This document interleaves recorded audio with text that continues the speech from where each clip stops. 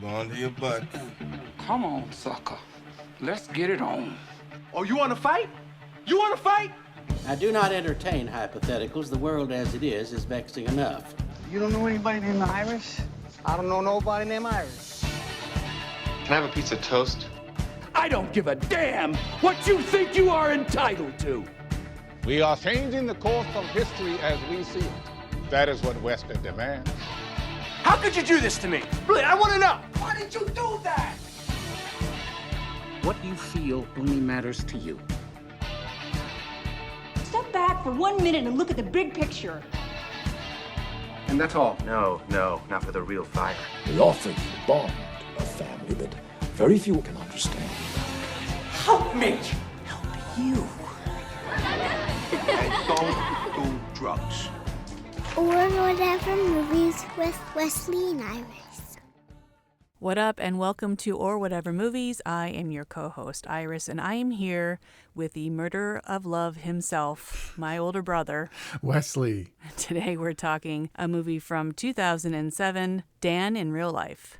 Was this your first time seeing Dan in real life? Probably second, but I didn't remember much. Didn't make an impression, huh?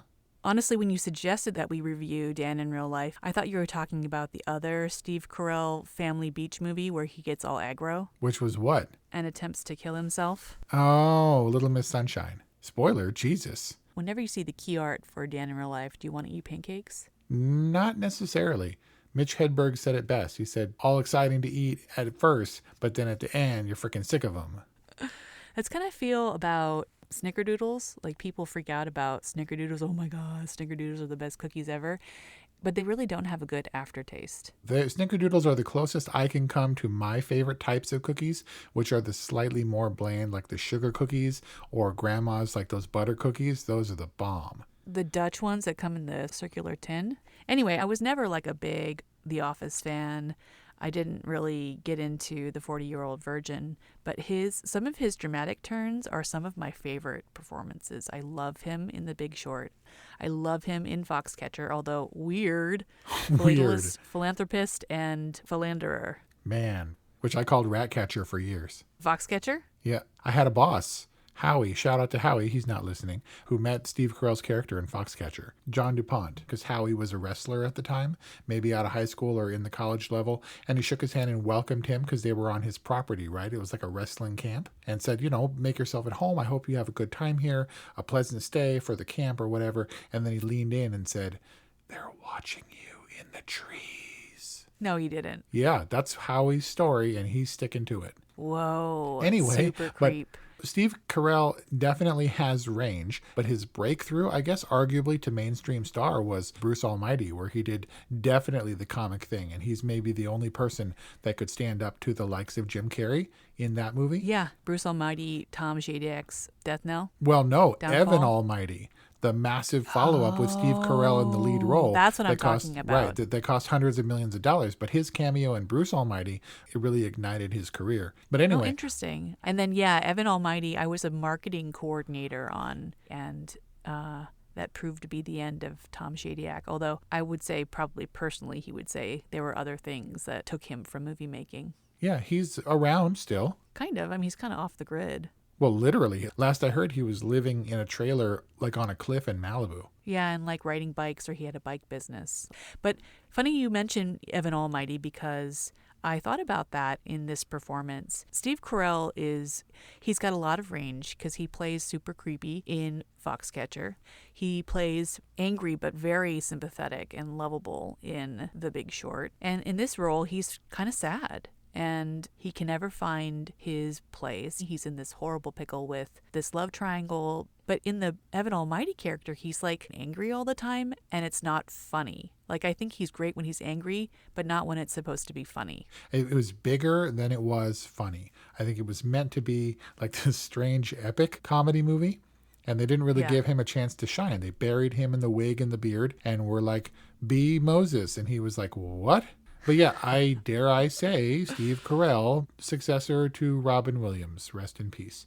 I think he's great in dramatic and is definitely comedically talented without having to be on all the time. You know, he's not exhausting himself. He seems like a pretty put together dude and can be serious, but also has a lot of chops. And you can put him front and center, and maybe I personally don't get tired of him. Yeah, he's certainly not manic like Robin Williams, but I think he does fill maybe a certain gap that Robin Williams left behind. He has incredible restraint in Dan in Real Life and even some kind of weird charm. Like, I have never in my life given Steve Carell a second look as a love interest, but in this one I was like, damn, he's kind of charming, like in a weird dorky way. Yeah, but Emily Blunt enamored charming? Now, Emily Blunt did not work for me in this movie. Her character tonally is so off. You know, she's quirky and she's charming and she's beautiful and she's Emily Blunt. What was her name? Ruthie Pigface? Ruthie Pigface Draper. I don't want to go with the pig face. I feel like it was a problem with the directing. She tonally is just too weird for this movie. Too weird for this very grounded movie. Too British for this movie, maybe? Well, she's not, but she's not affecting it. She's affecting an American accent. Yeah. Is it successful? Is it a little bit awkward because she's playing American? I don't know. I'm just asking. I don't have a good ear for that kind of stuff. I mean, people say that Renee Zellweger and Gwyneth Paltrow have flawless British accents, and I'm like, well, they sound pretty good. That's true. I can't necessarily tell. When I think of Dan in Real Life, I don't think, and if there are missteps or miscasts, because she's great, but maybe the direction didn't help her in this role, Emily Blunt is not the first person I think of. When I thought of recommending Dan in Real Life to you, it's like, well, it's Steve Carell, everybody's really solid in it, and there's Emily Blunt and things, and Juliette Binoche, but also Dane Cook is in it, so try to get around that. Really?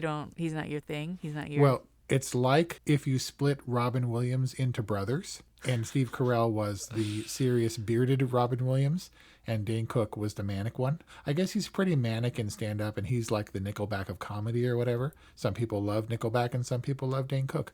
But in this, he plays the hapless, like, he doesn't look good. His character doesn't look good in this movie, especially next to Dan, who's so earnest and lovable. He's charming in a quirky way, but he's also kind of a douche. But I don't think he was bad as an actor. Separating him from his comedy, as we kind of have to do with anybody who takes roles in movies like this. Did he do fine? I think he did, but I always feel the need to qualify this movie when I recommend it. Because Dane Cook. Yep. Did he rub you in a weird way? Because I'm surprised at Emily Blunt. He did not rub me the wrong way in his character. Right, that's what I'm saying. In his character, I think he's really appropriate. Where Emily Blunt was maybe hurt by her context and her direction, I think Dane Cook was kind of elevated because he makes the story work so well. You're like, I kind of like him, but he's kind of douchey. Like, so you totally understand why Juliette Binoche's Marie might be conflicted. And also, he makes the ending work. The fact that he could so easily be like, well, moving on to Emily Blunt, Pigface, like, right. He makes it so believable. So I think Dan in Real Life really worked to help Dane Cook. I think the opportunity for Dane Cook to be Dane Cook the most was during the talent competition, where he is goofy and dumb and sort of over the top, but so far outshined by Steve Carell, who does nothing. You know, because obviously that's our focus. But I think Dane Cook was correct for this role. A lot of heavy hitters in the family. Diane Wiest, it's good to see her. Amy Ryan had her minute when she was nominated for Gone Baby Gone. And I only associate her with that role, which means that I only associate her with looking really weathered and used. And here she was like all kind of polished up and clean. But she's deep, deep in the credits list in this in terms of billing. Like, yeah, not a huge forward character. So now I'm looking, and Peter Hedges, the director, didn't direct anything really that landed with me in this way. I mean, What's Eating Gilbert Grape is a classic because of Johnny Depp and because of DiCaprio. But, oh, did I just say that? I said that out loud. That's on the record. You endorsing Johnny Depp? Then I'm endorsing Leonardo DiCaprio. Undoubtedly, What's Eating Gilbert Grape, his strongest acting performance. It's a different Leonardo DiCaprio. That's not a leading man, Leonardo DiCaprio. So Dan in Real Life, for me, is the standout from this guy. Peter Hedges. How did you come about this movie? Well, I think I saw this movie in the theater. I remember liking it enough so that I was in Best Buy one day and I was buying something else completely unrelated. And then there was a bundle. If you purchase one of these movies, you get one of these movies for $10. And I was like, oh, I can totally get Dan in real life for $10. And then I watched it a few times. Come to find out it's one of Kelly's favorite movies. And so we watched it together. And so the story goes. How much of your love for this initially had to do with Juliette Binoche? Because she seems like so your type. So Steve Carell is older. He's a dad. And Juliette Binoche is older. And she plays the love interest in a very adult way. There's nothing, I mean, everybody's charming. Everybody in the movie is charming. She's charming, certainly. But she's not the creepy little girl vibe that maybe Emily Blunt was just a little bit. Like, I think Emily Blunt might have been too young for Steve Carell, but Juliette Binoche wasn't. For a plastic surgeon, too. And yet, Juliette Binoche Marie was maybe just a little bit old for Dane Cook's character. Yeah. But whatever the case, Juliette Binoche is great. She's, beautiful and all that stuff. She was never, like, super on top of my list or whatever. Well, more of her personality type. Like you, I think, really gravitate toward characters or like women who are, sweet, accessible. I don't know, just nice. Well, she's definitely endearing. Yeah, I don't need drama. But also kind of excitable. Okay. Kelly's going to listen to this, And nothing. Am I saying something incorrect? Nope. Let's talk about the daughters, because I watched this with Brian, and every cringy moment with the daughters, I was like, are you prepared for this? Are you mentally preparing yourself for this? Because it's coming. There was one moment with Kara, the obviously 15-year-old going on 25. Basically the Garfield in the car window. It was all the like Garfield clinging to the car window and distraught when her boyfriend had to leave. Yeah, collapsing in the field and having to be comforted by her sister. There's one moment where she like looks to him where, it's really early in the story and we're still getting their characters. And she's like, "You are interrupting my studies." It's one of her first kind of outbursts where she's trying to pretend that she cares about her schoolwork when in fact she really just cares about seeing her boyfriend. And Brian was like, oh my God, that's so going to be Paloma. As the older sister, man. Yeah. But these girls, they're obviously a team, right? They stand together, they stick by each other and support each other. But they also have their unique things going on. Like the daughters in their way were kind of more fleshed out, oddly, than Juliette Binoche's Marie. The daughters were Dan's focus. They had lost their mom. He was very determined. He couldn't just race off and sneak out in the middle of the night to go meet Marie in the woods or something, because his priority was taking care of his daughters, making sure they had a good time, and also trying to keep them in the family mode as opposed to the boyfriend mode or whatever. But they were keeping him in check, and they were his emotional ground. All his decisions revolved around them. And I would say that they were the stakes in that having a family rift between two adult males over a woman, the brothers would have gotten over it or not or whatever, but also his kids were watching. And Marie needed to be able to vibe with them, to get in with them and be endearing to the whole family, right? If she was accepted by them, then she was accepted by anyone. That's true. And she was so accepted by them that Kara actually preferred Marie to her own dad at the end. So some accountability for Dan's character, I think, in the kids. Whereas Marie and Ruthie Pigface Draper were opposite counterparts to shake up or threaten the family that he was trying to hold together. Yeah, I can see that. I mean, I think it's interesting to think about the girls as stakes. I think that they had some cute, tidy story arcs that just kind of worked for me and felt very buttoned up, like, Allison wanting to drive and then needing to drive at the end, needing to literally chauffeur her father who has a suspended or surrendered license, and Dan telling Kara like it's impossible to fall in love with someone in 3 days, and then he proves her exactly right.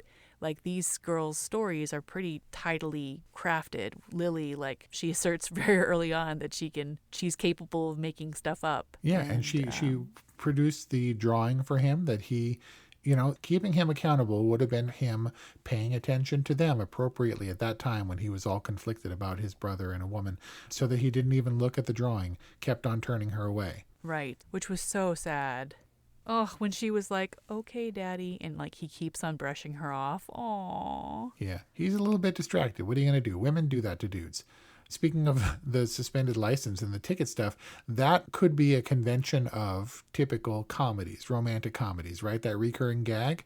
But how did that land for you? Because those are the moments away from the family, away from the drama that definitely played just for comedy. Well, it had story functions, so it felt justified. I don't know if it was funny. And though it was kind of funny, I didn't get it when he said, add it to the tab. Like his delivery of...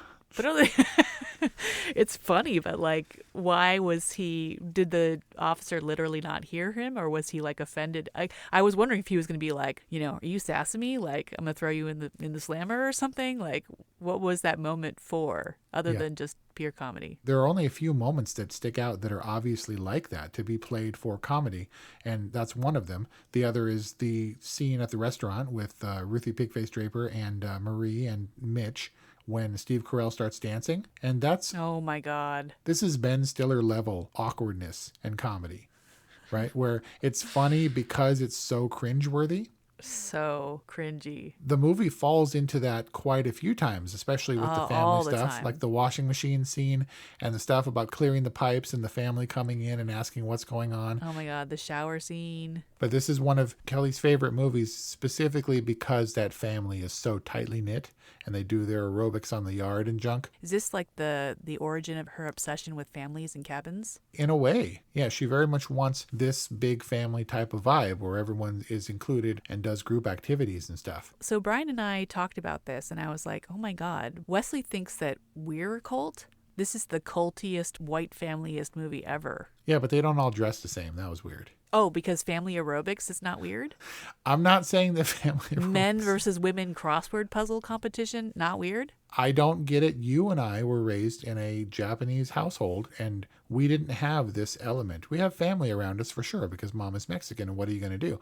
But we don't have these kinds of gatherings. We're lucky to see everybody twice a year. And so this is a strange vibe for me, but it wasn't for Kelly, who has 2 siblings and cousins and junk. Don't get me wrong. I like the idea. It's kind of a fantasy to think about being a matriarch one day and having everybody come to your fabulous home to spend holidays or feel like they've got a place where everyone can come and be comfortable and be together. Like, it's a nice, idyllic thought and sentiment and stuff. And Brian and his family have this to a certain extent. I mean, when things were normal and you could travel, we would go to Ohio, and Jeanette would organize, her own version of talent shows where we would literally all sing Christmas songs. I mean, it was for the benefit of Caroline and Paloma, who was really young at the time.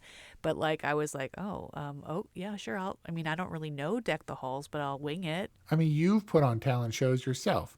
But it's not about the closeness of the family and their willingness to not be reserved and to do things with each other, for each other, and in front of each other, which is weird for me. What was harder for me was the idea that he can't get away from his family. One private conversation between 2 people becomes the whole family chiming in. In my house, it's now the 5 of us with cats.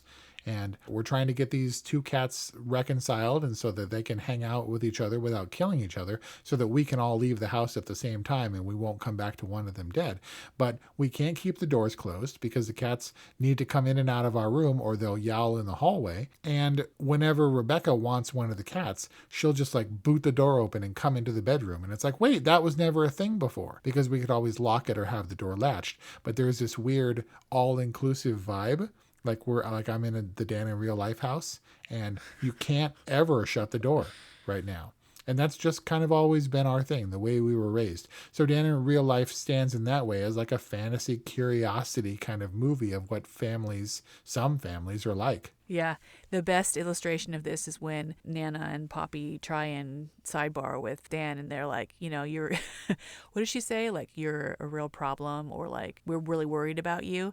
And then one by one, everybody starts filtering into the odd room. All up in his business. And then eventually Dane Cook and Mitch and Marie kind of wander in, and Steve Carell literally just laughs to himself because he's like, this is just perfect. Like, yeah, you're all coming in to tell me that you're worried about me. And the reason that I am in this state just walked into the door. It's got a Home Alone-y vibe where everyone's all up in each other's business and they're arguing But it's kind of established, and like all of these people are this way because the parents, while well-intentioned, are kind of all up in Dan's grown-ass man kind of business. That's true.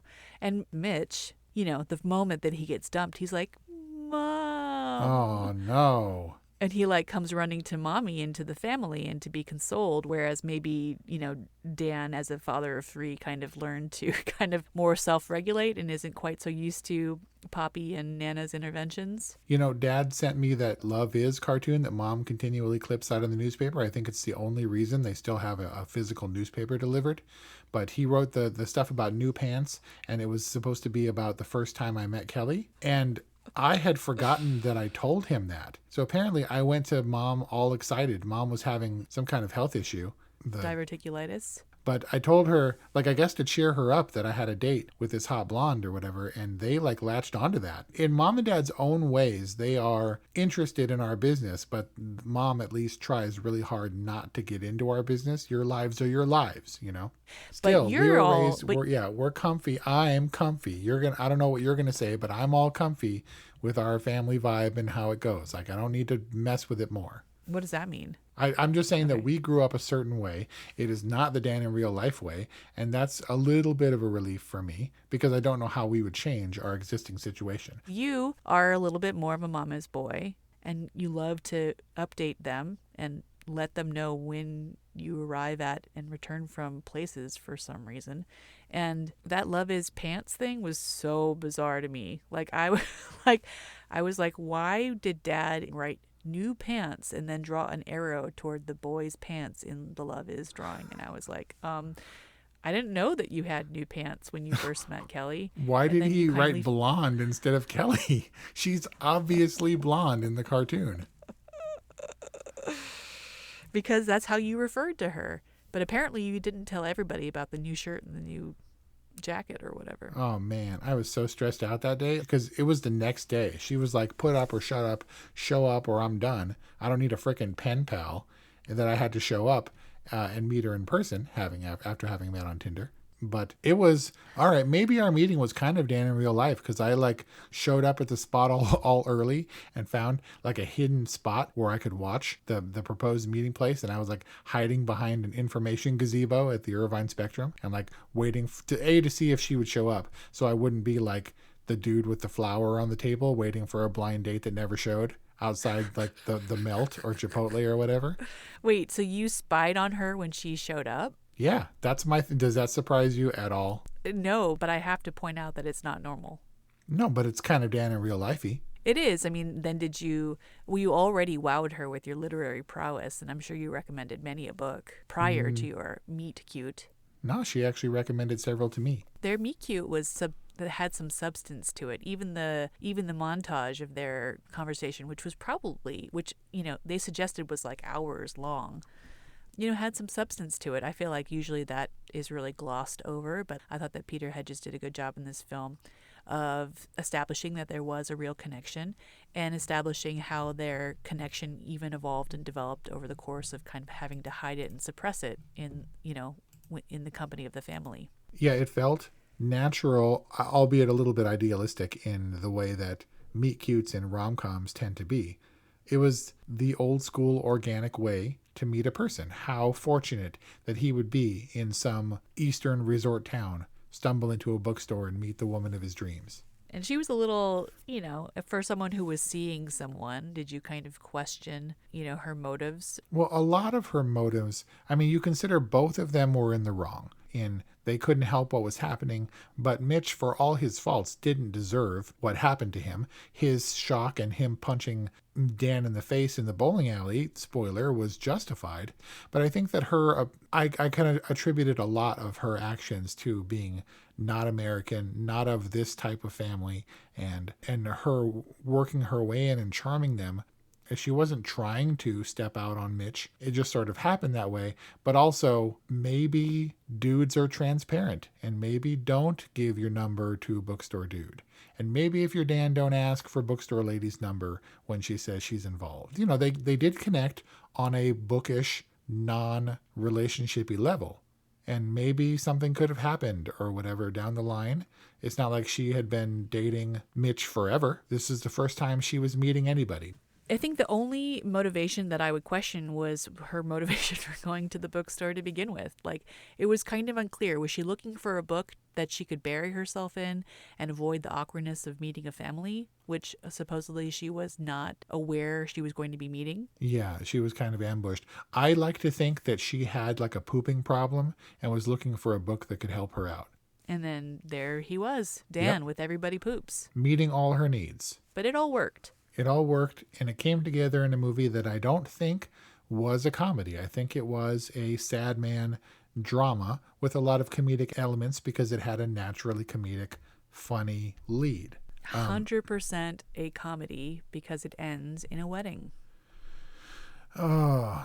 So it straddles a weird line. It can't land in the pantheon of great comedies, and it's maybe a little bit too light in that way to be a full-blown nominated for Best Picture of the Year kind of drama. And I can say that it straddles a line for marketability and who thinks that Dan in Real Life stands out as one of Steve Carell's best movies. I compared it to Little Miss Sunshine, which are these kind of niche movies, but this one was warm and fuzzy to me, and if it was a romantic comedy, which in parts it was, is the kind, my favorite kind, which is a little bit more genuine, just a little bit deeper, not so flighty, not so zany, despite the dancing and despite the recurring ticket gag.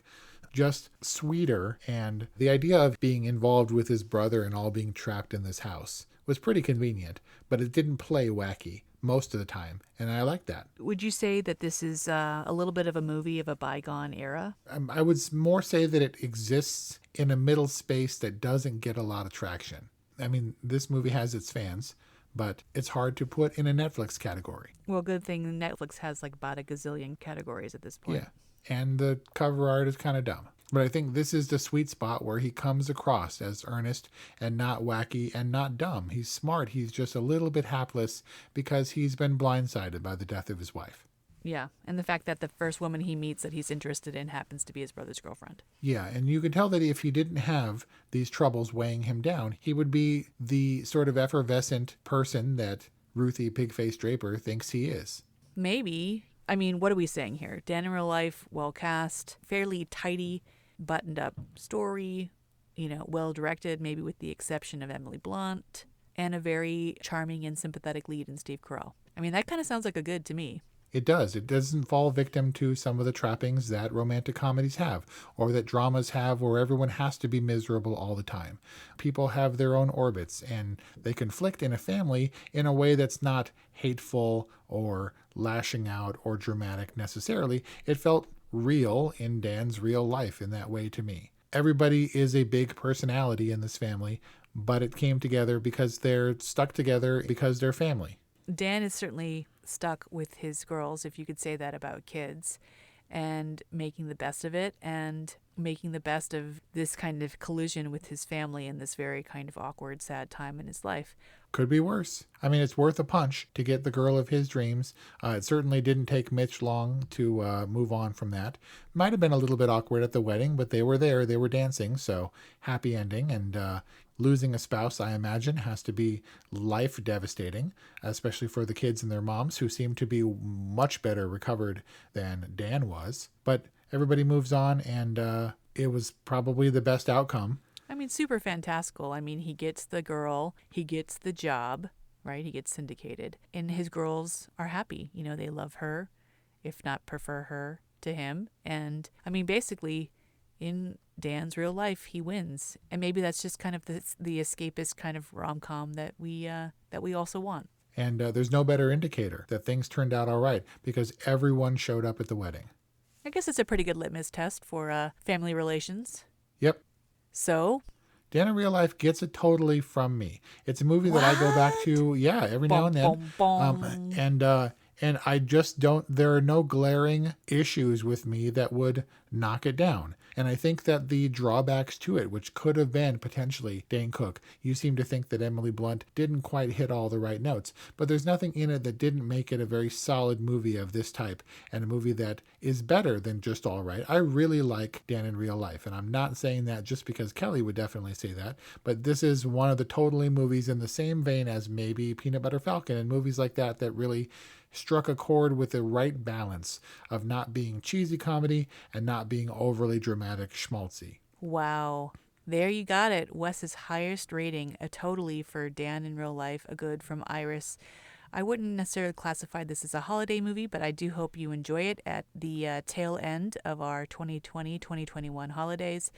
818-835-0473 or whatevermovies@gmail.com. Please check out our Instagram feed and like and comment. Please subscribe to our podcast. It helps other listeners find us. And please support us on Patreon. Thank you for listening and Happy New Year. We'll see you next time.